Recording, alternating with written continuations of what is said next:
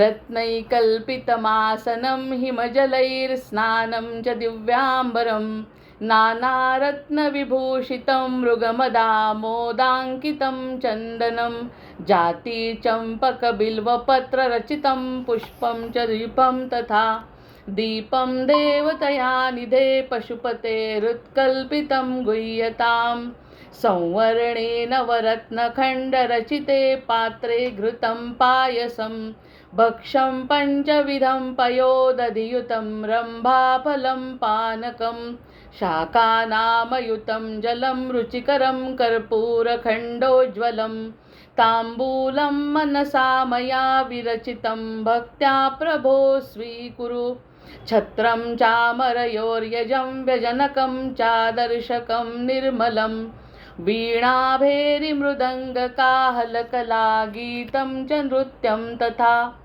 साष्टाङ्गं प्रणतिस्तुतिर्बहुविधा हे तत्समस्तं मया सङ्कल्पेन समर्पितं तव विभो पूजां गृहाणः प्रभो आत्मा त्वं गिरिजामतिः सहचरा प्राणात् शरीरं गृहं पूजा ते विषयोपभोगरचना निद्रा समाधिस्थितिः सञ्चारः पदयो प्रदक्षिणविधिस्तोत्राणि सर्वा गिरौ यद्यत्कर्म करोमि तत्तदखिलं शम्भो तवाराधनं करचरणकृतं वा कायजं कर्मजं वा श्रवणनयनजं वा मानसं वापराधं विहितमविहितं वा सर्वमेतत् क्षमस्व जय जय करुणाब्दे श्रीमहादेव शम्भो सानन्दमानन्दवने वसन्तम् आनन्दकन्दं हतपापवृन्दं वाराणसीनाथमनाथनाथं श्रीविश्वनाथं शरणं प्रपद्ये मनोनिवृत्ति परमोपशान्ति सा तीर्थवर्या मणिकर्णिका च नमः शिवाय नमः शिवाय नमः शिवाय सदा सर्वदा योग तुझा घडावा तुझे कारणी देह माझा पडावा उपेक्षू नको गुणवंता अनंता रघुनायका मागणे हीची आता हनुमंतांची कुळवल्ली राममंडपा वेला गेली श्रीराम भक्तीने फळली रामदास बोले या नामे शुका सारिखे पूर्ण वैराग्य जाचे वसिष्ठा परिज्ञान योगेश्वराचे कवी वाल्मिका सारिखा मान्य ऐसा नमस्कार माझा सद्गुरु रामदासा जयाचा जगी जन्म नामार्थ झाला जयाने सदा वास नामात केला जयाच्या मुखी सर्वदा नाम कीर्ती नमस्कार त्या ब्रह्मचैतन्य मूर्ती नेत्राने गुरुराजमूर्ती आपुली मी जे धवा पाहिली तू विष्णू शिव तूच दैवत मला तू तात तू माऊली झाला भाव मनात या मग करू कोणास पाचारण प्रल्हादा गुरुराजया नित तुम्हा माझे असो वंदन ऋषिकल्पं रामभक्तं गुरुयज्ञेश्वराभिदं चतुर्वेदेश्वरः प्राणं प्रणमामि पुनः पुनः जय जय रघुवीर समर्थ गणेश शारदा चैव सद्गुरु सज्जनस्तथा आराध्य दैवतं गुह्यं सर्वं मे रघुनन्दनः गणेश शारदा सद्गुरु संत सज्जन कुळेश्वरू सर्व ही माझा रघुवीरू सद्गुरु रूपे श्रीराम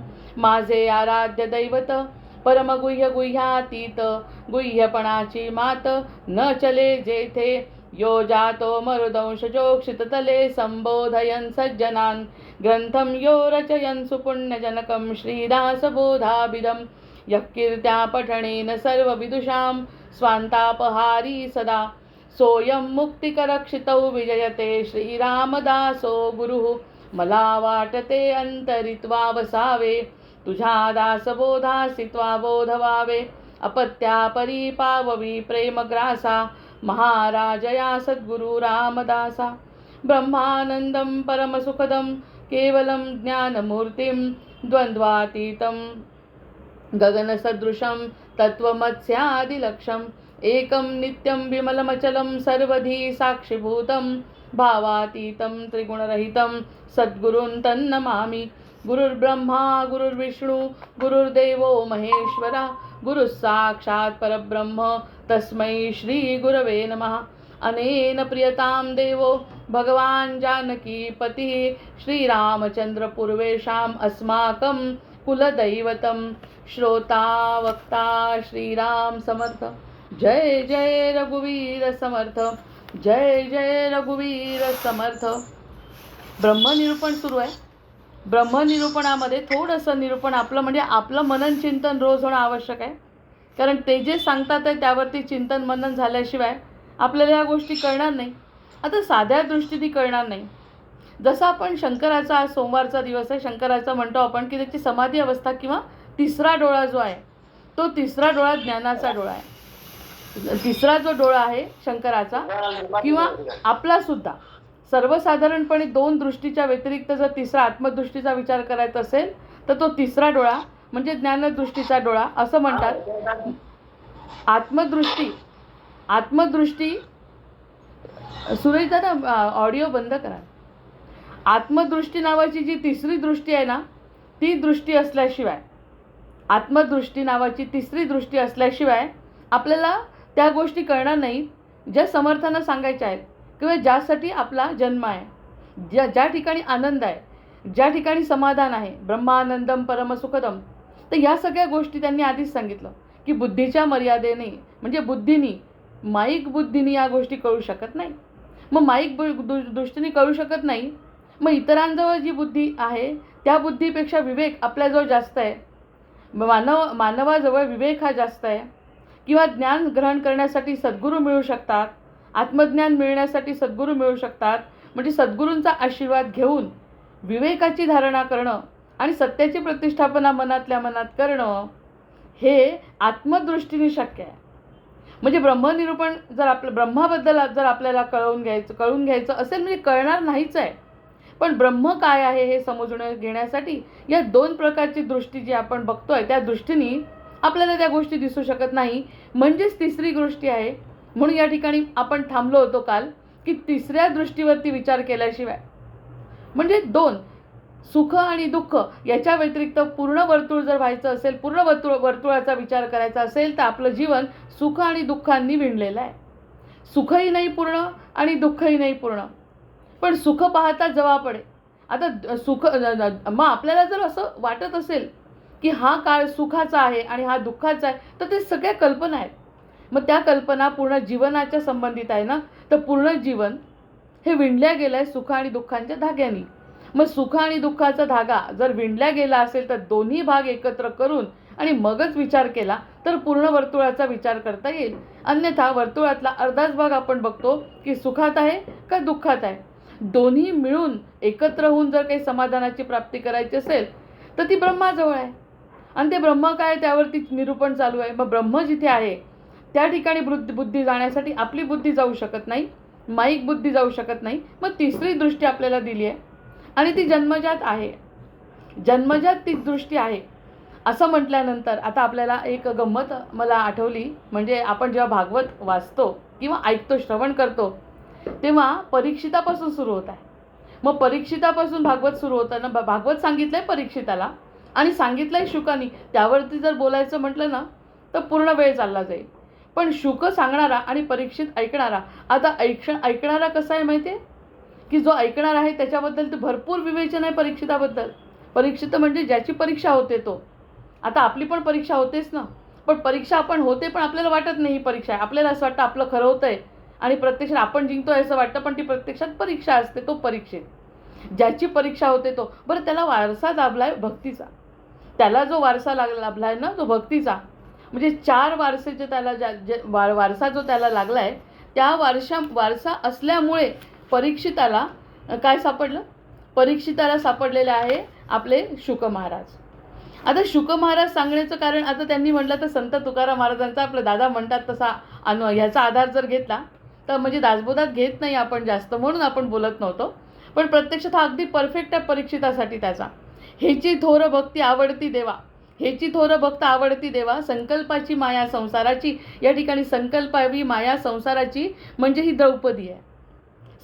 संकल्पाची माया, संकल्पावी माया संसाराची ही द्रौपदीचा वारसा आहे. म्हणजे तिने काय केलं हे आपण आठवायचं. द्रौपदीने कृष्णाच्या बाबतीत कशी भक्ती केली ती आठवायची. ठेविले अनंते तैसेची राहावे, चित्ती असू द्यावे समाधान. ही जी ओवी आहे ती सुभद्रेसाठी आहे. 4 भक्ती यामध्ये दिसतात या 4 ओव्यामध्ये, म्हणून सांगते. मग ती भक्ती आणि ज्ञानदृष्टी असल्याशिवाय ना ब्रह्म समजत नाही. म्हणजे ठेविले अनंते तैसेची राहावे, चित्ती असू द्यावे समाधान ही सुभद्रा आहे. नंतर वाहिल्या उद्वेग दुःखची केवळ भोगणे हे फळ संचिताचे ही कुंती आहे. ती म्हणते मला आनंद नकोच, मला संकट आणि दुःख दे. मग हे कुंती आहे. हे सगळे या सगळ्यांचा वारसा परीक्षिताला लाभला आहे. परीक्षित तसा तयार झाला नाही आहे. परीक्षिताला जे शुक समोर आले आणि 7 दिवसामध्ये त्याचं जे त्याचं जन्ममरणाच्या मृत्यूच्या फेऱ्यातून तो सुटला, याचं कारण द्रौपदी, सुभद्रा, कुंती आणि शेवटी सगळ्यात महत्त्वाचं म्हणजे त्याची आई. की तुका म्हणे भोगणे तुका म्हणे घालू त्यावरी भार, वाहू हा संसार देवापायी. हा जो संसार आहे देवाच्या पायी वाहू ही कुंती म्हणते. नाही सॉरी, उत्तरा म्हणते. मग ह्या उत्तरेने काय म्हटलं, काय तिच्या पोटामध्ये जेव्हा तो आला आणि मारलं त्याला, ब्रह्मास्त्र सोडलेलं आहे अश्वत्थामानी. आणि अश्वत्थामानी ब्रह्मास्त्र सोडल्यावर तो शेवटचा अंश राहिला आहे. आणि त्याचं रक्षण जेव्हा कळलं की ब्रह्मास्त्र सोडलं, ती घाबरली नाही उत्तरा. आपल्यावर संकट आल्यावर जर आपण घाबरलो तर आपण घाबरतो म्हणजे हे संकट खरं म्हणजे संकट आहे की नाही हे पण कळत नाही आधी, पण तरी आपण पहिल्यांदा घाबरतो. पण तिला एवढा एकच राहिलेला मुलगा, तिचा पोटामध्ये अंश आहे तिच्या, आणि त्याला ब्रह्मास्त्र सोडले. आणि ब्रह्मास्त्र म्हणजे त्याचा वार म्हणजे सुटतच नाही, शक्य नाही, मरणारच तो. पण तरीही तिने काय सांगितलं, आता माझ्या पुढच्या पिढीचा भार भगवंता तुझ्यावर आहे. म्हणजे हे उत्तरेचं आहे. द्रौपदीने काय केलं की जेव्हा अशी परिस्थिती आली पूर्ण शरणागती केली आणि मग कृष्ण धावला. ही शरणागती आहे. संकल्पावी माया संसाराची संपवून शरणागती पत्करली. सुभद्रेने काय केलं, जसं ठेवलं तसं राहिलं. जसं आता अभिमन्यूचा वध झाला, एवढा किती मोठी गोष्टी सांगू शकतो आपण याच्यात. अभिमन्यूचा वध होऊन तिने शांततेने सगळं ते सहन केलं. ती सुभद्रा, ती सुद्धा परीक्षिताला तिचा वारसा. तिसरं कुंतीत आपल्याला माहितीच आहे, कुंतीबद्दल तर चर्चा होते. आता उत्तरेबद्दलची चर्चा म्हणजे की उत्तरेला कळलं ब्रह्मास्त्र सुटलंय, कृष्णाचा धावा केला आणि कुणाच्याही बाबतीत जे घडलं नाही ते उत्तरेच्या बाबतीत घडलं, म्हणजे परीक्षिताच्या बाबतीत घडलं. स्वतः भगवंत सुदर्शन घेऊन पोटामध्ये थांबले, सुदर्शन घेऊन पोटामध्ये उतरले आहेत. शुकाला भगवंतांनी सांगितलं, बाहेरूनच प्रार्थना केली, बाबा तू बाहेर निघ. म्हणजे प्रत्येक संकल्प कसे आहेत बघा, बाहेर निघ, मी तुला काही करत नाही, माझी माया तुला काही करत नाही, असं वचन बाहेरच दिलंय, पोटाच्या बाहेर. पण ह्याला पोटाच्या आतमध्ये भगवंत आहेत. आणि तसं आपल्याला सांगितलंय त्यांनी की आपल्यासुद्धा आपण जेव्हा आईच्या पोटात असतो तेव्हा भगवंत आपलं रक्षण करत. कोण रक्षितो गर्भामध्ये हे आपल्याला समजतं ना. आता आपण बोललो ना दासबोधाच्या आधी, कोण रक्षितो गर्भामध्ये, म्हणजे फक्त अभिमन्यूलाच फक्त परीक्षिताला नाही, आपल्याला सुद्धा. फक्त फरक एकच आहे, तो वैष्णवी नावाचा जो वायू आहे त्या वायूमुळे आपण मायेमध्ये भ्रमित होतो. आणि तो भ्रमित झाला नाही कारण त्याचं रक्षण स्वतः भगवंतांनीच केलं आहे ना. म्हणजे सुदर्शन हातात घेऊन भगवंतांनी रक्षण केल्यामुळे, आणि त्यातल्या त्यात हे एवढा मोठा वारसा परीक्षिताचा असल्यामुळे, म्हणजे 4 प्रकारच्या भक्ती करणाऱ्या ज्या स्त्रिया आहेत त्या स्त्रियांच्या वारशानी हा परीक्षित जन्माला आला. आणि परीक्षित जन्माला आल्यामुळे समोर अचानक सांगितलं की तुझं 7 दिवसांनी मरण आहे, तरी तो घाबरला नाही. आता का नाही घाबरला, याचं कारण ह्या 4 वारसा दिसतो आपल्याला. म्हणून कुटुंब, वारसा, पिढ्या हे सगळं किती आवश्यक आहे. त्याशिवाय भगवंत आपल्याला प्राप्त होऊ शकत नाही. ही दृष्टी आपल्याला मिळण्यासाठी ही कथा आहे. ही कथा सांगण्याचं कारण जे समर्थ सांगतायत ना, ते अतिशय मोठा सोन्याचा गोळा आहे. तो समजण्यासाठी अलंकारच घालावे लागतील आपल्याला. आधी अलंकार घातल्यानंतर आपल्याला तो गोळा काय आहे तो समजेल, सुवर्ण काय आहे ते समजेल. आणि सुवर्ण समजण्यासाठी सुवर्णाचे अलंकार किती सुंदर आहेत. आणि हे सुंदर सुंदर अलंकार एकदा आवडले की मग ते आवडलेले अलंकार कशापासून तयार झाले, सगळ्या अलंकारांमध्ये एकच सोनं आहे हे जेव्हा कळेल तेव्हा ती तिसरी दृष्टी आहे ना, ज्ञानदृष्टी, ती उघडेल म्हणतात आहे. म्हणजे 2 प्रकारच्या दृष्टी नको आहे. काय नको आहे, काय नको आहे, काय नको, ऐकलं, हे नको ते नको, ह्या बुद्धीने नाही, त्या बुद्धीने नाही, माईक नाही, संकटाने नाही, अनुभवाने नाही, असं म्हणत गेले. पण प्रत्यक्षात कशाने होईल हे पण सांगायला पाहिजे ना. म्हणजे त्यांनी काय अपेक्षित आहे आपल्याला, आपण काय तयारी करायला पाहिजे दासबोध वाचत असताना किंवा कोणतंही ज्ञान घेण्यासाठी, तर परीक्षिताचं उदाहरण, आता परीक्षित आणि शुक दोघंही आईच्या गर्भामध्ये ज्ञानसंपन्न झालेले आहे. असा एकही जीव नाही की जो गर्भातच ज्ञानसंपन्न आहे. मग गर्भामध्ये ज्ञानसंपन्न असलेले हे दोन जीवांमधला हा फरक आहे की शुकाला बाहेरून सांगितलं आहे आणि परीक्षिताला आतमध्ये गर्भामध्ये सांगितलं आहे. तसंच म्हणे प्रत्येक जीवाला आतमध्ये गर्भामध्ये भगवंत सांगतात. फरक फक्त एकच आहे की आपल्याला त्या वायू जो वायू आहे प्रसूती वायू, त्या वायूच्या याच्यामध्ये आपण ते विसरतो. म्हणजे आपण परीक्षित आहे असं म्हणायला काय हरकत आहे का? पण आपण अपरीक्षित का नाही? आपल्याला वारसा नाही असं वाटतं. पण आपल्याला वारसा नाही, आपल्याला सद्गुरू नाही, आपल्याला हे सगळे संत परंपरा नाही, हे सगळं वाङ्मय नाही. मग ही जर वाङ्मय आणि संत परंपरा आपण हाताशी धरली तर परीक्षित आणि आपण काही फरक नाही. जय जय रघुवीर समर्थ असं सांगायचं आहे. मग परीक्षिताला जो वारसा आहे तो वारसा आपल्याला समजला. जर आपल्याला समजला तर ती कोणती दृष्टी उघडली? दुय्यम स्थान समाजाला आपल्या संसाराला द्यायचं आणि प्रथम स्थान आपण कशाला द्यायचं? भगवंताला द्यायचं. कारण भगवंताचं दर्शन मी घेतलं आहे. काय सांगतोय परीक्षित घाबरला का नाही? कारण भगवंताचं दर्शन घेतलं याचं ज्ञान त्याला आहे.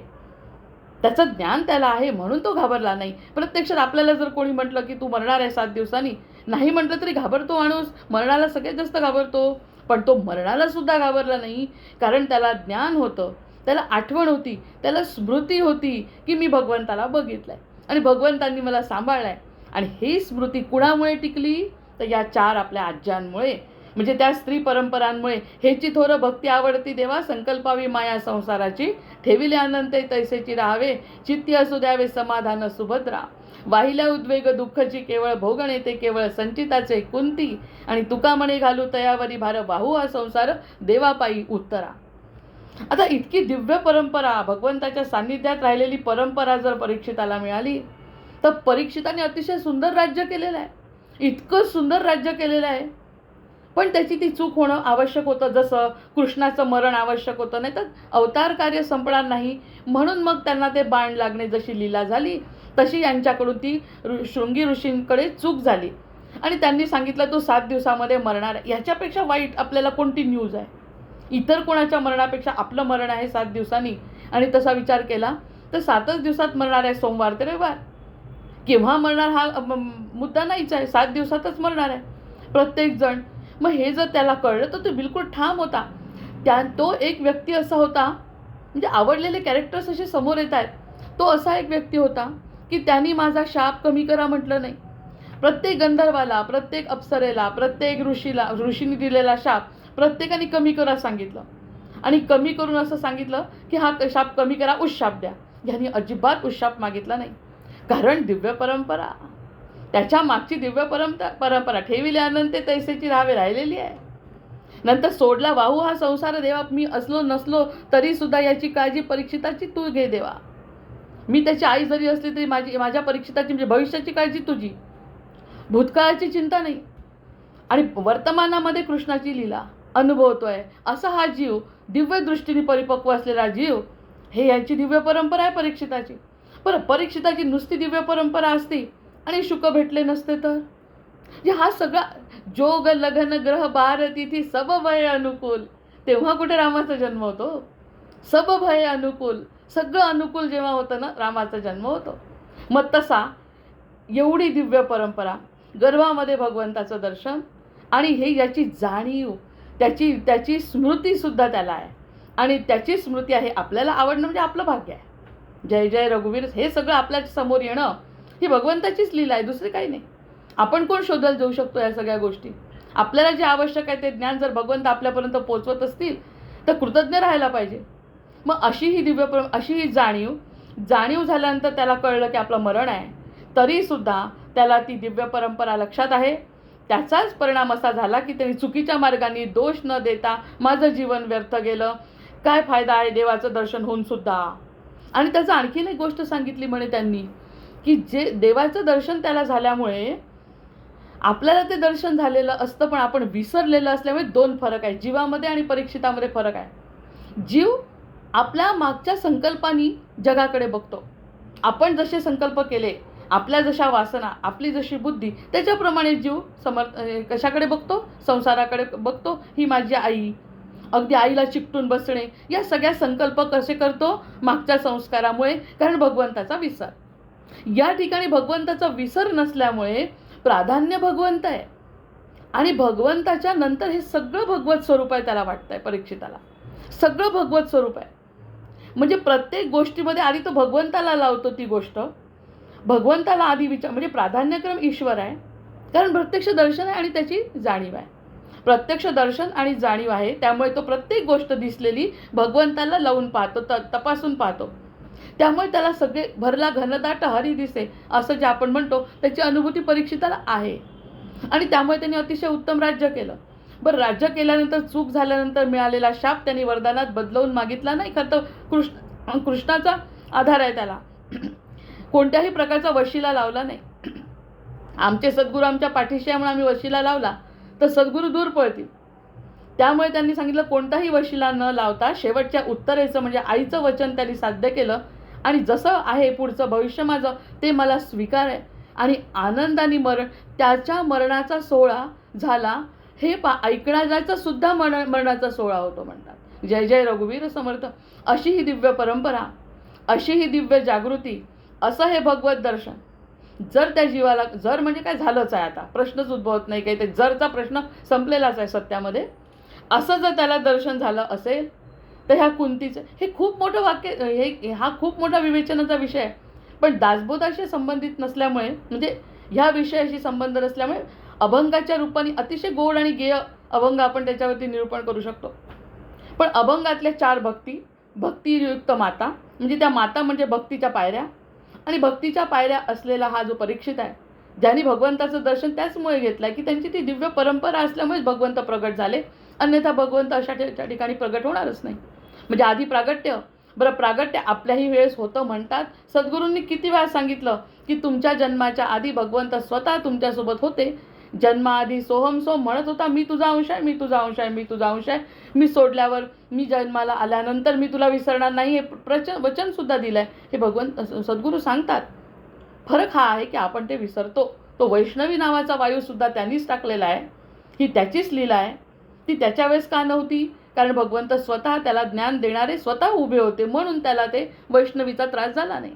आणि आपल्याला वैष्णवीचा होणार कारण आपल्या संस्कारातून आणि वासनांमधून झालेला हा जन्म आहे. पण अतिशय दिव्य संस्कार असल्यामुळे हे ज्ञान आपल्यासमोर आलेलं आहे. मग आपण परीक्षित नाही का? आपणही परीक्षित आहे. आपणही भगवंताचं दर्शन घेतलं आहे. आपणही वैष्णवी नावाचा वायू जो आहे तो ओळखला आहे. त्या वायूच्या कचाट्यात मला यायचं नाही हे मी जर स्पष्ट केलं तर मग माया काय करू शकते त्याची? ज्यांनी माया निर्माण केली तो वायू त्यांनी निर्माण केला, तो वायूच मला नको आहे. मला प्रत्यक्ष भगवंताचं दर्शन झालं आहे आणि मी त्याचा अंश आहे. ही जी तिसरी ज्ञानदृष्टी आहे ना, ही जी ज्ञानदृष्टी आहे ती फक्त आपल्याला मानव जन्मामध्येच मिळू शकते आणि आपल्याला आपल्या मताने मिळू शकत नाही. हे पुन्हा पुन्हा सांगते. आपण पहिल्या दिवशीपासून हेच बोलतोय. हे सगळं आपल्या मनाने होऊ शकत नाही. मी ठरवलं म्हणून होत नाही. ते त्यांनी ठरवलं असेल तर होतं. जय जय रघुवीर. त्यांनी जर ठरवलं की या व्यक्तीला अशा अशा प्रकारचं ज्ञान द्यायचं तर काही अशक्य नाही, म्हणून त्याला शरण द्यायचं आहे. शरण जाण्याचं कारणच ते आहे. माझ्या मनाने मी काही या क्षेत्रामध्ये काहीच ठरवू शकत नाही. तसं या क्षेत्रात काय? खरा प्रश्न विचारत तर संसारात तरी काही ठरवू शकतो आपण? वाटतं आपल्याला आपण ठरवतो, हा भ्रम आहे. तो वैष्णव वायूचा भ्रम आहे. पण त्या भ्रमाच्या भोऱ्यात किती दिवस अडकायचं? ही राम नाम नौका. मग हे सगळं असं माहिती असताना सुद्धा जर आपण त्याच्यावरती विश्वास ठेवला नाही, हे सगळं ज्ञान देणारे सद्गुरू खरंच आपल्या घरी नाही आले कसा? आपल्या हृदयात आले, आपल्या डोळ्यात आले, आपल्या मनात आले, आपल्या चिंतनात आले, तेव्हा कुठे दासबोध समजू शकतो ना. मग दासबोध समजण्याची पात्रता सुद्धा यायला पाहिजे. नुसतं वाचन करून काय होणार आहे? त्यांनी जे सांगितलं, मग आता त्यांना समजावून जर सांगायचं असेल आपल्याला, ह्या सगळ्या गोष्टी जर आपल्याला समजून घ्यायच्या असतील तर त्यांनी सांगितलं की आत्मदृष्टी जी आहे ना, तिसरी दृष्टी म्हणजे कशातून समजणार नाही असं म्हटलं तर नाराज होतो माणूस. हे मला समजणार नाही, अरे शरण जायचं म्हणजे काय करायचं, हा प्रश्नच आहे. इतके प्रश्न पडतात, मनात गोंधळ इतका होतो. पण काहीही विचार न करता शांत राहणे म्हणजे आत्मदृष्टीची जागृती. आतून काहीतरी निघणार आहे असं ते म्हणतात. बाहेरून काही तुला मिळणार नाही. बाहेरून तुला कशाचीही प्राप्ती होण्याची शक्यताच नाही आहे. पिकाकडे बघा म्हणतात, जसं बी आतमध्ये गेलं, उलटं पडो सरळ पडो कसंही पडो, पाणी पडलं की त्याचा इतकं छान डौलदार वृक्ष होतो. तो आपोआप उलटा पडला तरी तुम्ही शांत राहा, वेळ जाऊ द्या, आपोआप तुम्हाला सगळ्या प्रकारचं म्हणजे जे पाहिजे ते समोर आणून ठेवतात ते सद्गुरू. जे पाहिजे ते फक्त त्याचं जाणीव असली पाहिजे की भगवंताचं कार्य आहे हे सगळं. हे भगवंताचं दर्शन झालं असेल ज्या ठिकाणी, मग त्याला जसं भगवंताचं दर्शन झाल्यामुळे सगळीकडे भगवंत दिसत होता. आणि हा काही पोथ्या-पुराणातल्या गोष्टी नाही. असं जर आपल्या संतांना दिसतंय सगळीकडे, त्यांनी पहिल्यांदा भगवंत बघितला आणि मग त्याच्या हाताखालचे हे सगळे जीव, म्हणून सगळ्यांवर प्रेम आहे त्यांचं. एकही व्यक्ती असा नाही की ज्याच्यावरती त्यांचं प्रेम नाही. भगवत भजन करणाऱ्या लोकांच्यावर लोकंसुद्धा सगळ्यांचे प्रेमळ असतात, सगळ्यांना आवडतात. मग हा त्याचा जो स्वभाव आहे ती अंतर्दृष्टी प्राप्त झाली. हे सगळं बोलण्याचं कारण म्हणजे आतून काहीतरी जागृती व्हायला पाहिजे, आतून काहीतरी समर्पण झालं पाहिजे, आतून मनाचं समर्पण झालं पाहिजे. एकदा का आतून, अरे आपलं किती सोपं काम आहे, इतकं सोपं काम आहे, काहीही न करता संसारातलं सगळं करायचं आहे.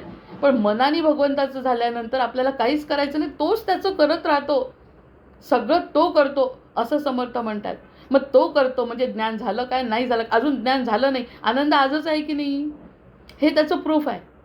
आत्ताच परीक्षित समोर आला, परीक्षितानंतर त्यांचं जे दिव्य परंपरा समोर आली, भगवंताचं दर्शन झालं. हे सगळं सहज शक्य आहे का? अजिबात शक्य नाही आहे सहज. त्यांची कृपा असल्याशिवाय आपल्यासमोर हे काही घडत नाही. हे तर माझा आता 200% विश्वास बसायला लागला. आपण शोधून काही सापडत नाही, आपल्याला म्हणून काही संधी मिळत नाही, आपण बोलतो म्हणून काही घडत नाही, आपण ऐकतो म्हणून घडतं. आपण कानाने ऐकतो आणि त्याचं जर ऐकलं तर सगळं काही घडतं. आमूलाग्र परिवर्तन भगवंताला अपेक्षित आहे, समर्थांना अपेक्षित आहे. म्हणून ती आत्मदृष्टी नावाची जी तिसरी दृष्टी आहे ना, त्या दृष्टीने म्हणे तुम्ही ब्रह्म बघू शकता. आता बघू शकता पण हा शब्द नाही आहे त्या ठिकाणी, ब्रह्म अनुभवू शकता. मग आज त्याच्यातला एक कण जरी मिळाला ना आपल्याला अनुभव, किती आनंद होतोय आज. म्हणजे नुसत्या विचारांनी आनंद होतोय. हे आहे ते आत्मदृष्टी. मग त्यांनी म्हटलं ही ज्ञानदृष्टी इंद्रियापेक्षा व्यापक आहे, इंद्रियांपेक्षा व्यापक आहे. मग हे तर आपल्याला काय मिळालं म्हणून आनंद झाला, काय मिळालं म्हणून आनंद झाला जर सांगता येत नसेल तर इंद्रिया काय बोलतील. गुलाबजाम खाल्ल्यानंतर ती सांगेल आज गोड छान होते, जिभेला छान लागलं, डोळ्याला छान दिसलं, मला भरपूर खायला मिळाले, बोलायला छानच आहे. या ठिकाणी बोलायचं कशाचा अनुभव आहे. हातातून सगळं सुटल्यानंतरही तरी आनंद होतो आहे म्हणजे मूर्ख नाही ठरवणार का कोणी. त्यामुळे इंद्रियांच्या अगोचर तो आनंद आहे हे तर निश्चितच आहे. म्हणून त्यांना पागल वेड असं म्हणतात की त्यांच्या मागे काहीतरी असं लागलं आहे की त्यांना कशातरी वेगळ्याच गोष्टीत आनंद मिळतो. मग ह्या सगळ्या गोष्टींचा जेव्हा अनुभव आपण घेतो ती गोष्ट इंद्रियांना कशी समजेल असं त्यांचं म्हणणं आहे. नंतर आत्मा आणि ज्ञान दोन्ही प्रकाश रूप आहेत. अंधारात या गोष्टी घडत नाही, अंधारात या गोष्टी घडत नाही. ज्या ठिकाणी हे घडलं त्या ठिकाणी दिव्य प्रकाश असतो, त्या ठिकाणी स्वच्छ नितळ प्रकाश असतो. असं सोमवारचा दिवस आहे, स्वच्छ नितळ प्रकाश असतो, ज्ञानस्वरूप सूर्य उगवलेला असतो, मनामध्ये कोणत्याही प्रकारची शंका नसते. 7 दिवसांनी मरण आलेला परीक्षिताला पण आठवलेला आहे आणि त्याचं जे अमरत्व त्याला प्राप्त झालं, त्यांनी जसा मरणाचा सोहळा पाहिला तसा तुकाराम महाराजांचा सध्या वैकुंठाचा सोहळासुद्धा आपल्याला माहिती आहे, त्यांचाच आज अभंग ऐकला. म्हणजे या सगळ्या गोष्टी आपोआप नाही घडत. सदेह वैकुंठ गमनाचा सोहळा आणि त्याच्यात आणि याच्या वैकुंठ गमनामध्ये फरक आहे. त्यातलाच सुद्धा बारीक फरक जर बोलायचं ठरवलं ना तर पुन्हा तो वेगळा विषय होतो. पण तुकाराम महाराजांची आठवण करणं, परीक्षिताची आठवण करणं, त्यांच्या 4 भक्तिरूप आईची आठवण करणं, हा सगळा वारसा जर लाभला तर ही भगवंताची कृपादृष्टी आहे. त्यांनी आपल्याकडे बघितलं म्हणून या सगळ्या गोष्टी या साध्या डोळ्यांना काय दिसू शकतात नाही, तर शोधायचं ठरवलं तरी सापडत नाही. आता जे ज्ञानस्वरूप आहे म्हटलं ना, तर ज्ञानस्वरूप जर आहे तर ज्ञानाचा प्रकाश जो मिळतो, आता पुन्हा शब्द समर्थांचे, ज्ञानाचा प्रकाश कशातून मिळतो आपल्याला, अर्थातच अग्नीमधून मिळतो. म्हणजे प्रकाश म्हटलं तर अग्नी, सूर्य, नंतर वीज, दिवा ह्याच्यापासून मिळतो तो प्रकाश नाही. अग्नी सूर्यापासून जो आपल्याला प्रकाश मिळतो सध्या सूर्याकडे बघून, मग अनुर्वाच्य समास पुन्हा वाचावा लागेल. अनुर्वाच्य समास वाचत असताना ह्या गोष्टी समजतील. आता पुन्हा अनुर्वाच्य समासाकडे जावं लागेल की सूर्याकडे पाहून सूर्याच्या प्रकाशातून फक्त प्रकाश घेतो तसं नाही, तो प्रकाश त्यांना अपेक्षित नाही. ज्ञेय वस्तूंचे यथार्थ स्वरूप ज्ञात करून घेणे हा ज्ञानाचा प्रकाश होय. ज्ञेय वस्तू जे मला समजायला पाहिजे ते जर समजत असेल ते ज्ञान म्हणजे खरं ज्ञान आहे. तो सूर्याच्या प्रकाशापेक्षा वेगळा, जो शंकराचार्यांनी पहिलाच प्रश्न विचारला होता, अगदी पहिला प्रश्न विचारला होता त्यांच्या शिष्यांनी की ज्ञान म्हणजे काय. सूर्य देतो मला, मग सूर्य देतो तर डोळे देतात तर सूर्याचा दुपारी मला प्रकाश मिळतो. मग सूर्य नसताना तुला कोणता प्रकाश मिळतो, तर चंद्र देतो. चंद्रही नसला अमावस्येला, सूर्यही नसला तर कसला प्रकाश मिळतो? तर मला दिव्याचा प्रकाश मिळतो. एखाद्या वेळेस दिवा पण नाही तर कशाचा प्रकाश मिळतो? बुद्धीने मला कळतं. मग बुद्धीला प्रकाश कोण देतो? माझा आत्मा देतो. आत्म्याला प्रकाश कोण देतो? परमात्मा देतो. असं हे शंकराचार्यांचं जे तत्वज्ञान अद्वैताकडे नेणारं तो प्रकाश म्हणजे ज्ञानाचा प्रकाश आहे. म्हणजे जे जाणायला पाहिजे ते जाणण्यासाठी, जे जाणायला पाहिजे ते जाणण्यासाठी ह्या साध्या सूर्यप्रकाशाची हे निमित्त आहे. सूर्याला अर्घ्य देणे म्हणजे सूर्य आपली जी प्रार्थना आहे ना, ती प्रार्थना महाविष्णूंपर्यंत पोहोचतो. कारण त्याचंच रूप आहे. आपल्या आपल्या रूपांची जर गोष्ट ऐकली तर फार आवडते. मला माझ्या मुलीबद्दल सांगितलं, माझ्या मुलीला माझ्याबद्दल सांगितलं, 1 मिनिटही लावणार नाही ती मला फोन करायला. 1 मिनिट 1 सेकंदसुद्धा नाही. बाकीचे सगळे कामं बाजूला ठेवेल. आई असं असं म्हटलंय तुझ्याबद्दल, फार आनंद होत आहे. असं सूर्यनारायणाजवळ जे बोलतील तो सूर्यनारायण प्रकाशच आहे. जो बोलेल तो 1 मिनिट तरी लावेल का? हनुमंत 1 मिनिट तरी लावेल का? 1 सेकंद तरी लावेल का की त्या रामरायापर्यंत पोचवायला? अशी अवस्था आहे. म्हणजे हे जो प्रकाश आहे, ह्या प्रकाशाची तर गती किती आहे म्हणतात. फिजिक्स तर शोधू शकत नाही. फिजिक्सने शोधायचा प्रयत्न केला कोणत्या गतीने किती येतो आणि कोणत्या भागात पडतो, असं कठीण आहे सांगणं. हुशार लोक सांगू शकतात. पण त्याच्याही व्यतिरिक्त हे within a fraction of second Hanumant रामचंद्रापर्यंत. कारण हनुमंत आणि रामचंद्र वेगळे नाहीच, सद्गुरूसुद्धा वेगळे नाही. ते सगळे तिथे जाऊन बसलेले आहेत. आता जे काही आपलं ध्यान आहे ते जर त्यांच्या पायाजवळ, त्यांच्या चरणाजवळ होणं ही त्यांची इच्छा आहे म्हणून जर झालं तर 1 मिनिटाच्या आत आपल्याला हे सगळे अनुभव देण्याची क्षमता त्यांच्यामध्ये आहे. याच्यावर आपला विश्वास आहे. मग सूर्याचा रात्री दिव्याच्या प्रकाशात आपल्याला वस्तू ज्ञात होतात. सूर्याच्या किंवा दिव्याच्या प्रकाशात ज्ञात होतात. या प्रकाश नसतानाही उलटं उत्तर जे मगाशी शंकराचार्याने सांगितलं तेच ज्ञान. पण गाढ झोपेत सुद्धा आपल्याला काहीतरी ज्ञान होतं. गाढ झोपेत आपण मेलो नाही हे समजत असतं आपल्याला. मग ते जे ज्ञान आहे स्वरूपाचं, मग चैतन्य स्वरूपाचं ज्ञान आहे ते, की मी जिवंत आहे किंवा मी स्वप्न पाहतोय किंवा मी झोपलो आहे, मला झोपेने छान वाटलं, या सगळ्या संकल्पना मला कशाने कळतात? ह्याचं काय तंत्र आहे? मग स्वतः स्वप्न पडतं, स्वप्नामध्ये स्वप्नांचं ज्ञान होतं. बरं, गाढ झोपेत स्वप्न नाही आहे, गाढ झोपेत सुद्धा दृश्य नाही काही नाही तरीसुद्धा ज्ञान असतं आपलं की आपण झोपलेलो आहे आणि झोपून मला शांत वाटलं आहे आणि उद्या काल असं झालं आणि उद्या आपल्याला हे करायचं आहे. हे सगळं ज्ञान आपल्याला आहे. याच्याकडे कधी विचारच केला नाही. ह्याकडे कधी जे गृहीतच धरतो आपण, गृहितावर मागच्या वेळेस लिहिलं होतं, जे गृहीत धरतो ते फुकट असून नैसर्गिक असल्यामुळे आपण त्याला गृहीत धरतो.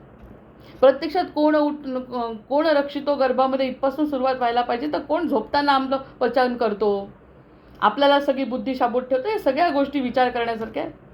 मग ज्ञान मात्र असताना ते जे ज्ञान आहे ना, आपण मूळ ज्ञान म्हणून सगळेजण हे म्हणतात की आपण ना मूळ ज्ञानस्वरूप आहोत, मूळ प्रकाश स्वरूप आहोत, मूळ अतिशय पवित्र आहोत, अतिशय निर्मळ आहोत.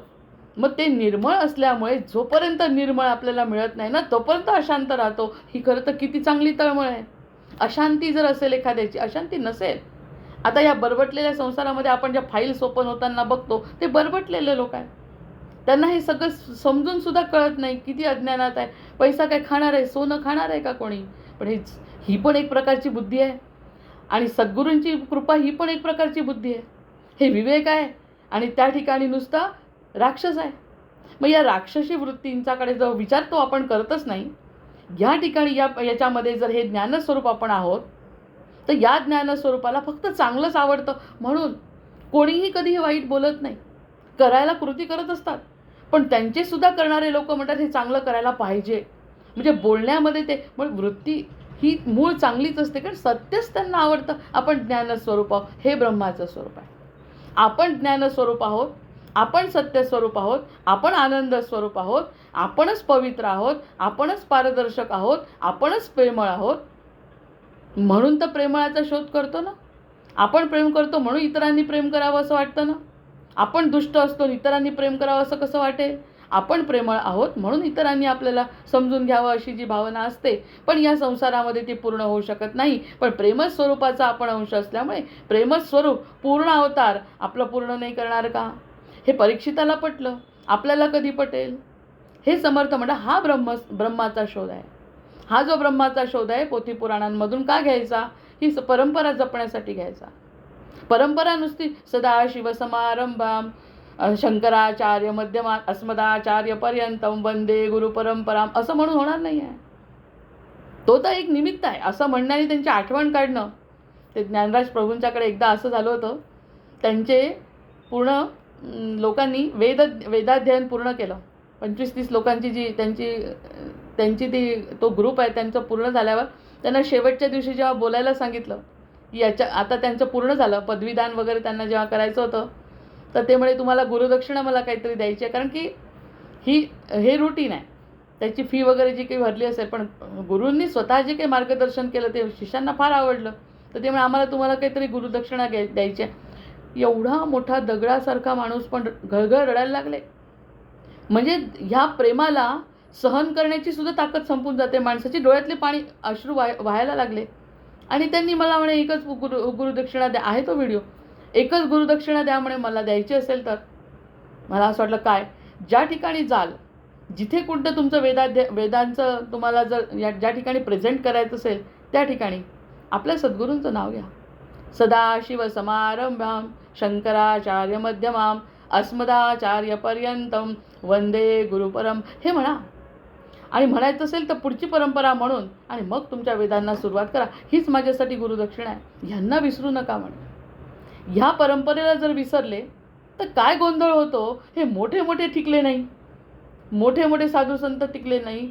साधू संत ते नव्हते, ढोंगी टिकले नाही ज्ञान असून सुद्धा, कारण की ती परंपरा विसरले. मग हे जे त्यांच्या बोलण्यातून किती गोष्टी आपल्या लक्षात राहतात की त्यांनी असं का म्हटलं असेल ते आत्ता कळतं. मग त्यांनी जे म्हटलं आपण ज्ञानस्वरूप आहोत, ही जी परंपरा आपली आहे ती परंपरा आपल्याला अनुभव घेण्यास सद्गुरूंची कृपादृष्टी लागते. आता मिळाल्यासारखं वाटतं की नाही आपल्याला. मिळणं म्हणजे प्रत्यक्षात काहीच मिळत नसतं हो. बोलायचं काय, त्याच्यात काहीच मिळत नसतं प्रत्यक्षात. पण ही जी कृपादृष्टी, त्यांनी जो आनंद होतो, त्यांनी स्वतःच मॅटर स्वतःच्या समोर आणणं आणि स्वतःचं कौतुक करून घेणं आपल्याकडून, जे आपल्या जिभेनी शक्य नाही. आपल्या जिभेनी कोणाचं कौतुक, कोणाची कृपा, कृताची कृतज्ञता शक्य नाही. जे करायला लावणं, भाग पाडणं म्हणजे ही त्यांचीच कृपा आहे. ही माझी जड बुद्धी, ही माझी बालिश बुद्धी, ही माझी मठ्ठ बुद्धी हे करू शकत नाही जोपर्यंत आपलं पूर्वपुण्यही फळायला येत नाही. हे तर आता काळ्या दगडावरची रेष आहे. मग आत्मज्ञानी पुरुष देहानी कसा निराळे दिसतात सगळीकडे. आता हे महाराज आहेत, प्रल्हाद महाराज आहेत, गोंदवलेकर महाराज आहेत, ज्ञानप्रभू आहेत, हे सगळे जे महाराज, सगळे तुकाराम महाराज आहे, एकनाथ महाराज आहे, ज्ञानेश्वर आहेत, ते सगळे वेगवेगळे दिसतात, त्यांचे कार्य वेगवेगळे दिसतात.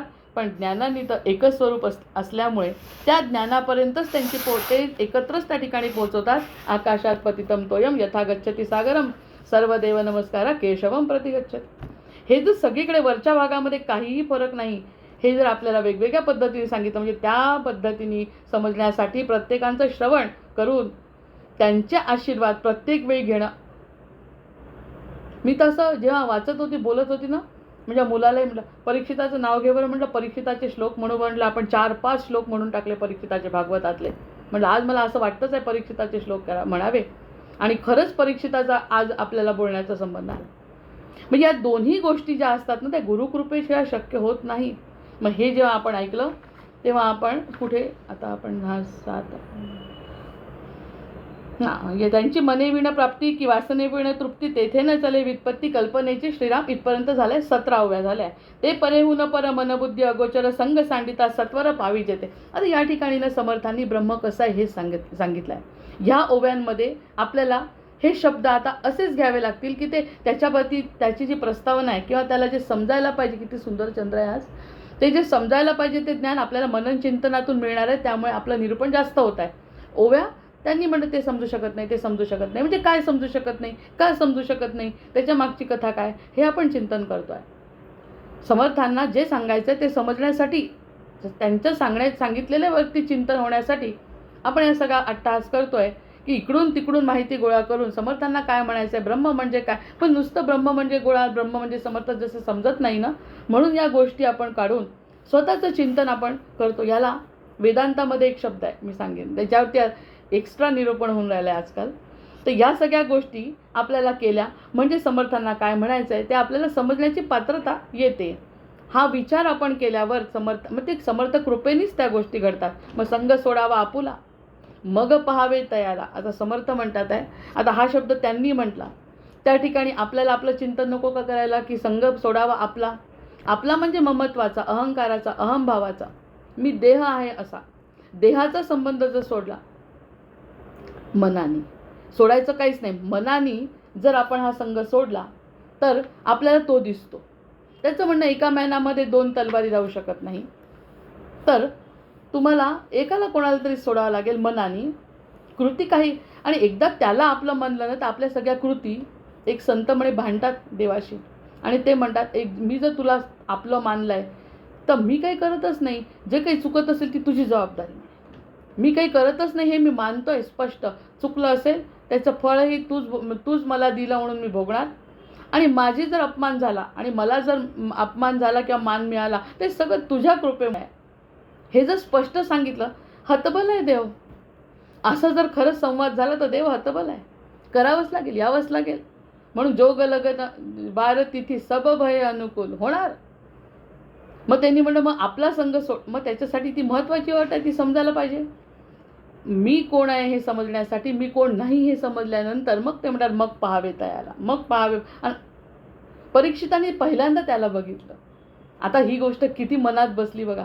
पहिल्यांदा देवाला बघितलं आणि देवाला बघितल्यानंतर तो विसरला नाही. ती बुद्धी, ती स्मृती त्याची तशीच राहिली आणि मग तो जन्माला आला. त्यामुळे सगळं भगवतमय त्याला वाटलं. आपल्यामध्ये तेच घडलं, फक्त भगवंताचं दर्शन झालं, कारण त्याच्याशिवाय जन्म होतच नाही. भगवंताचं दर्शन झालं पण त्या मायेमध्ये आपण अडकल्यामुळे आपण ती विस्मृतीत गेलो. मग हनुमंतही गेला होता विस्मृतीमध्ये. काय घाबरायचं विस्मृतीला? हनुमंताला जांबुवंतांनी जागवलं आहे. अरे बाबा, तुझ्याजवळ काय शक्ती आहे, त्या शक्तीची जागृती हनुमंतांची सुद्धा करावी लागली. तर आपल्यासारख्या जीवाचं काय? विसरलं तो विसरलो, आता तर जागृत होऊ शकतो. मग ही जागृती देण्यासाठी, या सगळ्या गोष्टी घडण्यासाठी काहीतरी तर सोडावं लागेल ना. पाटी कोरी करावी लागेल. पाटी कोरी केल्याशिवाय नवीन अक्षर लिहिता येत नाही. त्याची पाटी कोरी का झाली? कारण भगवंताचं दर्शन आणि स्मृती जागृत. आपल्याला दर्शन झालं पण स्मृती नसल्यामुळे आपण ते पाटी कोरी होत नाही. आपण आपलाच विचार, मी देह, माझं कुटुंब, मला प्रसिद्धी, मला पैसे, माझ्या मुलाचं कसं, हे सगळ्या भानगडी आपल्या मनामध्ये निर्माण होत राहतात. त्या जोपर्यंत सोडणार नाही, त्याचा सगळा भार उत्तरेनी जसा कृष्णावरती सोडला, जसा सुभद्रेंनी सोडला, जसा द्रौपदींनी सोडला आणि जसा कुंतींनी सोडला, तसा जर आपल्या जीवांनी सोडला तर समर्थ म्हणतात मग पाहावे तयाला. आता त्यांच्या 2 शब्दांसाठी आपलं चिंतन आवश्यक आहे ना. त्यांचे शब्द मांडले कारण की त्यांचा अनुभव आहे. आपल्याला अनुभव नसल्यामुळे कसा यावा अनुभव, त्यासाठी चिंतन आहे. समर्थांनी त्यासाठी क्षमा करावी. कारण की जर समजत नसेल माणसाला तर आपण पुन्हा पुन्हा तोच विचार करतो. ते सुद्धा रिपिटेशन करतात. ते काय कमी करतात का रिपिटेशन? समर्थ सुद्धा समजत नाही तर आम्ही आपलं पुन्हा पुन्हा तेच भोगतो. जेणेकरून धारण करता आलं पाहिजे सत्याला, धारण करता आलं पाहिजे आमच्या प्रेमस्वरूपाला. प्रेमस्वरूपाला धारण केल्यानंतर त्याला अशक्य असं काहीच नसल्यामुळे अनुभवी तो या बोला सुखावे लगा. आणि याचा अनुभव ज्याला येईल तो सुखावल्याशिवाय राहणार नाही. जय जय रघुवीर समर्थ. समर्थांचं वचन आहे. संग सोडावा आपला मग पाहावे तयाला, अनुभवी तो या बोला सुखावे लगा. हा अनुभव ज्यांचा असेल तो सुखावलेला असेल. आपले महाराज नाहीत का सुखावलेले? सुखावलेले महाराज जर असतील तर त्यांना काय कमी त्रास होता मायेचा? पण ते जागृत अवस्था असल्यामुळे, त्यांच्या मनाची अवस्था जागृत असल्यामुळे त्यांना ह्या गोष्टी जाणवल्याच नाही. आपल्याला सुद्धा अभ्यास करत असताना जर स्वतःला अभ्यास करायचा असेल तर या गोष्टी त्रास होतो. मला रात्रभर जागावं लागतं, मला वाटत नाही. आता हे जेव्हा अभ्यास करते, ह्याच्या धार्मिक जेव्हा अभ्यास करायला लागली तेव्हापासून वेळ कसा जातो कळत नाही. मग वाटतच नाही ना. वर्षानुवर्ष दिवस संपले तर कळत नाही. मग मनाची अवस्था असेल तर कंटाळवाणं होतं आणि मनाची अवस्था जर त्यात रमलेली असेल तर कंटाळा येतच नाही. आणि असं दिव्य काहीतरी मिळाल्याचा अनुभव जर प्रत्येक वेळ जीवाला येत असेल तर तो जीव कंटाळून थकेल कसा? हा अनुभव समर्थ सांगतात ते तो सुखावल्याशिवाय राहणार नाही, याची गॅरंटी माझी. त्याचं दिवस रात्र क्षण असे भगवत चिंतनामध्ये जातील ज्याचे, तो चिरतरुण राहील. त्याचा मरणावरती विजय राहील. तो मरणारच नाही, कारण आपण कधी मेलोच नव्हतो आणि कधी जन्मलोच नव्हतो. ही जाणीव त्याला झाल्यानंतर जशी परीक्षिताला झाली तो शांत झाला आणि आपल्यालाही सुधरवून गेला. स्वतःचं जीवन एवढ्या दिव्य परंपरेतून आपल्याला सुद्धा सुधरवून गेला. आणि शुक समोर येणं पुन्हा, शुका सारिखे पूर्ण वैराग्य ज्याचे, वसिष्ठा परिज्ञान योगेश्वराचे, कवी वाल्मिका सारिखा मान्य ऐसा, नमस्कार माझा सद्गुरू रामदास. असा नमस्कार शुकासारखं ज्यांचं वैराग्य असे समर्थ आम्हाला मिळाले आहेत. आणि नेत्राने गुरुराजमूर्ती आपुली मी जे धवा पाहिली. तू विष्णू शिव तूच दैवत मला तू तात तू माऊली. झाला भाव मनात या मग करू कोणास पाचारण. प्रल्हादा गुरुराजया नित तुम्हा माझे असो वंदन. हे सद्गुरू. आणि देहाच्या संबंधित जरी म्हटलं तरी ऋषिकल्पम रामभक्तम गुरुयज्ञेश्वराविदम चतुर्वेदेश्वर प्राणम प्रणमामि पुनः पुन्हा. चतुर्वेदेश्वराचा प्राण असलेले आमचे सद्गुमार प्रत्यक्ष देहाने आजोबा. आणखी कोणती दिव्य परंपरा पाहिजे परीक्षितासारखी शोधून काढलं तर ते थोडी युग येणार आहे पुन्हा. पण ही दिव्य परंपरेची जाणीव झाली आणि जाणीव झाल्यानंतर भगवंत म्हणतात मग मी काहीतरी दिव्य करण्याची तयारी करतो. अन्यथा जोपर्यंत पुनरपी जननमच्या फेऱ्यात अडकशील तोपर्यंत नाही. ही जी दिव्य परंपरा आणि प्रत्येकाला असते. एखादी जरी गोष्ट एखाद्याला पटली ना ती सद्गुरूंची कृपाच असते. कोणी कोणाला पटवू शकत नाही. अन्यथा मला जर म्हटलं ना कोणी पटवतं पटणार नाही. काहीच पटत नाही कोणाचं. पटलं याचाच अर्थ त्यांची कृपा आहे. आपण म्हणजे मी पण म्हणजे जीव पण. आपण जे म्हणतो मी पण स्वतःला चंद्राच्या साक्षीने बोलतोय. आपण जे बोलतो मी पण स्वतःला ते जीव पण आहे.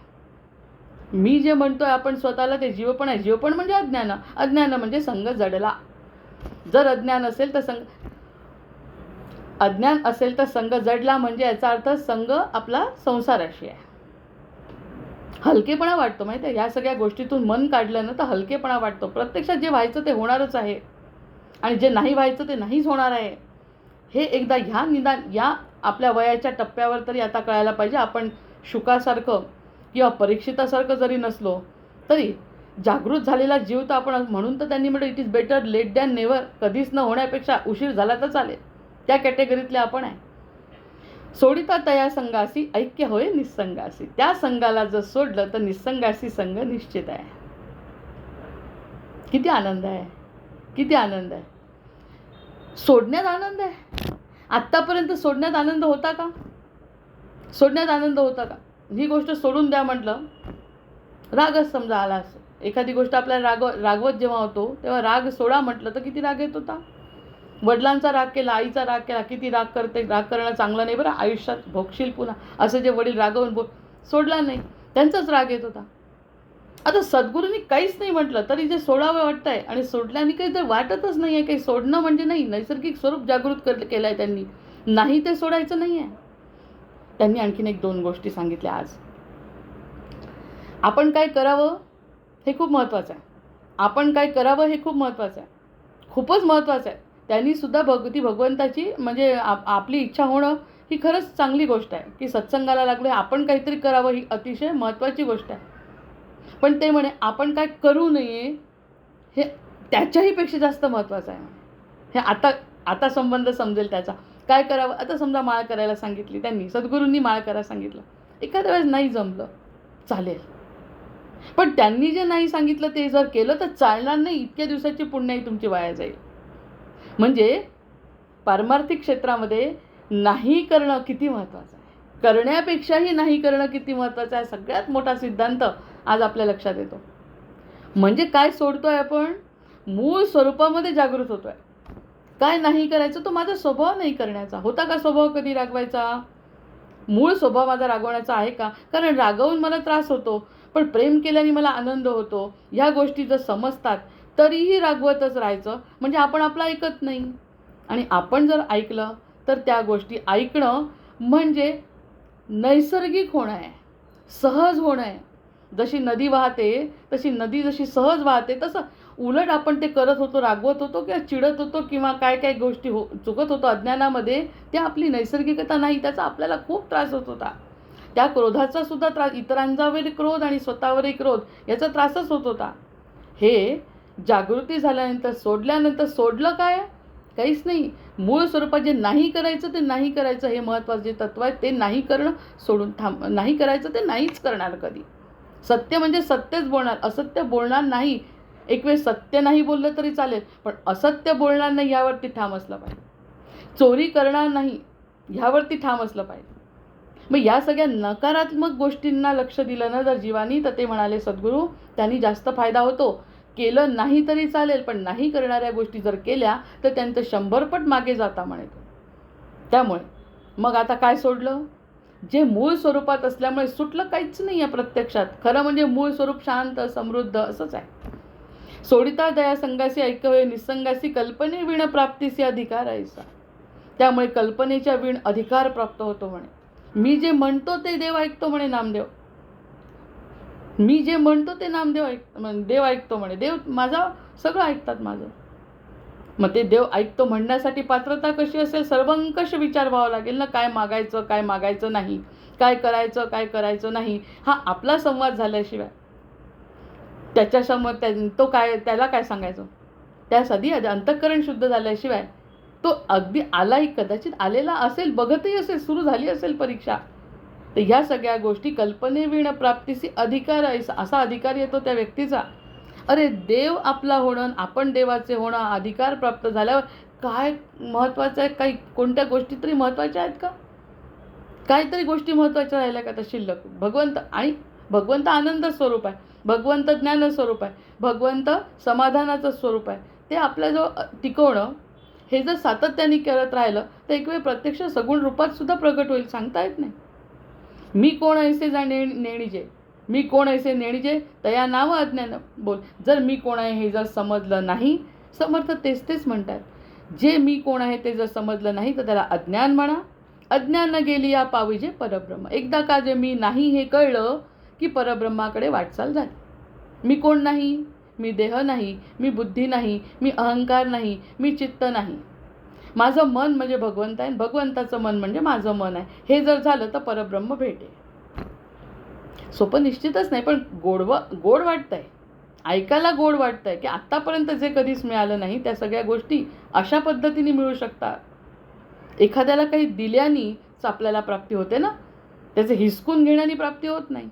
भगवंताला हे जर दिलं तर काय प्राप्ती होईल? आईला जर एखाद्या प्रेमाने गोष्ट दिली तर आईचं प्रेम काय करू शकतं आपल्या जीवनामध्ये? गेल्यानंतर सुद्धा त्याचा प्रभाव आपण अनुभवतो. तरी मर्यादित स्वरूप आहे आईचं. भगवंत तर अमर्याद. या सगळ्या गोष्टींचा जर विचार केला तर नुसता विचारातच आनंद आहे. जय जय रघुवीर. म्हणून विचारा इतकं देखणं काही नाही. 3 वेळा वाजते आणि थांबते. मी कोण ऐसे नेणीजे तया नाव अज्ञान बोलीजे अज्ञान गेलिया पाविजे परब्रह्म ते श्रीराम. देहबुद्धीचे थोरपण परब्रह्मी न चले जाण तेथे होतसे निर्वाण अहंभावासी श्रीराम. उंच नीच नाही परी राया रंका एकची सरी झाला पुरुष अथवा नारी एकची पद श्रीराम. ब्राह्मणाचे ब्रह्म ते सोवळे शूद्राचे ब्रह्म ते ओवळे ऐसे वेगळे आगळवे तेथे असे चिना श्रीराम. उंच ब्रह्म ते रायासी नीच ब्रह्म ते परिवारासी ऐसा भेद तयापासी मुळीच नाही श्रीराम. जय जय रघुवीर समर्थ.